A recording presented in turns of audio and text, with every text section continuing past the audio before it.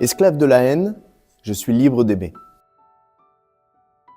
Salut, comment tu vas? Ben ça va, et toi? Bon, ça va, merci. Comment tu t'appelles? Je m'appelle Nathanaël. Et tu as quel âge? J'ai 37 ans.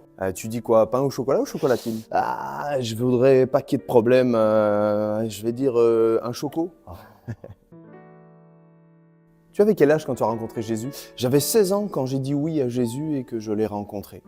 Et tu peux m'expliquer comment ça s'est passé? Alors que j'étais dans une haine terrible envers mon papa, alors que le foyer était dans un chaos total, alors que la haine s'était installée dans mon cœur qui était devenue au final ma nouvelle identité, c'est dans ce moment-là, dans cette période-là, que ma petite sœur a rêvé de moi. Et quand j'ai entendu ce rêve, je me suis dit, ma sœur, elle a de l'imagination.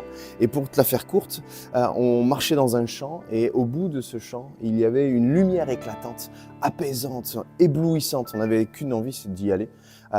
Sauf que, en fait, le rêve s'est arrêté quand moi, j'ai essayé d'y aller et que je suis resté bloqué devant ce petit montant-là, pas plus d'un mètre 1,20 m, qu'on pouvait enjamber facilement si on était en bonne santé.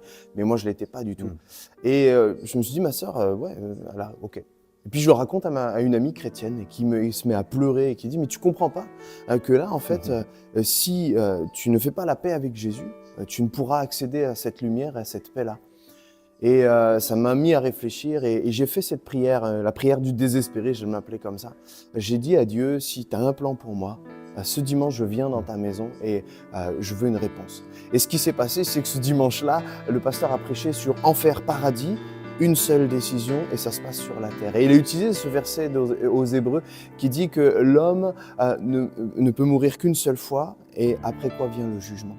Et là, je me suis mis à pleurer sur mon péché. J'ai demandé pardon pour mon péché. J'ai accepté Jésus comme mon sauveur. Et le Nathanaël qui est sorti de cette église-là ce matin-là, il avait son cœur qui a commencé à battre d'amour pour son papa. Je lui ai pardonné. Et depuis ce jour, Dieu est mon sauveur, mais il est aussi mon conseiller, mon maître, mon ami. Il est mon tout et je marche avec lui, je le sers et j'ai tellement de joie de pouvoir le faire jour après jour. Est-ce que tu aurais une dernière phrase pour encourager celui qui te regarde? Oui, carrément.